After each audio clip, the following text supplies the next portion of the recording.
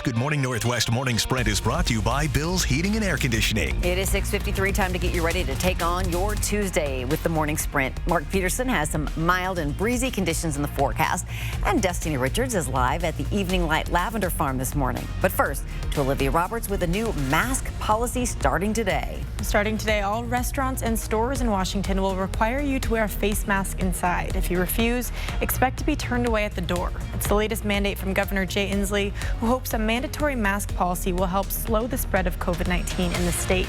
The governor's proclamation comes as health officials in Washington report more than 1,000 new COVID-19 cases in just one day, the first time since the pandemic began.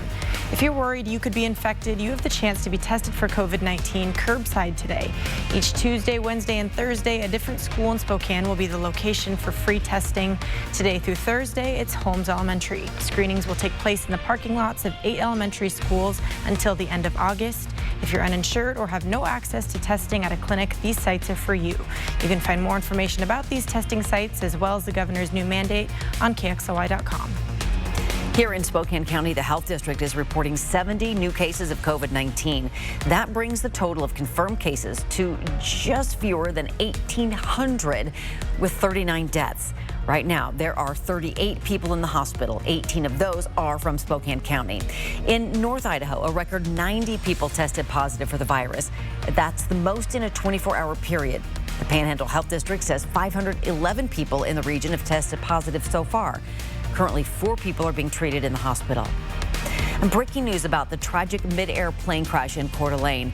The Kootenai County divers and sonar teams recovered 3 more victims Monday. That means 6 have been recovered, 2 still missing. Their identities are not being released until they are positively identified by the coroner. The dive and sonar teams are planning to resume their search today for the remaining victims, but stormy weather may delay it. The FAA says the 8 people on board the 2 planes were all killed. You can read all our coverage about this tragic accident right now on KXLY.com. A judge set bail at $1.2 million for the man accused of driving a Jaguar on a closed Seattle freeway and hitting 2 protesters, killing one of them. Police say Dawit Khalid drove the car around vehicles that were parked on Interstate 5 to protect a group of Black Femme March demonstrators. They say he hit 2 people and sped away early Saturday. He was taken into custody, and a judge found probable cause to hold him on an investigation of vehicular assault. He's scheduled to be charged tomorrow. All right, in our first alert weather, it's a continuation of, again, the thunderstorm activity north and east of Spokane and now into areas around Oroville. So right along the Canadian border. We look at the water vapor, and that tells you where we're going to see that continuation. Spokane looking dry all the way south and west, but north and east, yeah, more showers there expected. A brush fire in the Saddle Mountains is only 10% contained this morning. Last night's windy weather made it difficult for crews to put it out. The fire has already burned nearly 6,000 acres on top of the unpopulated mountains just east of Mattawa.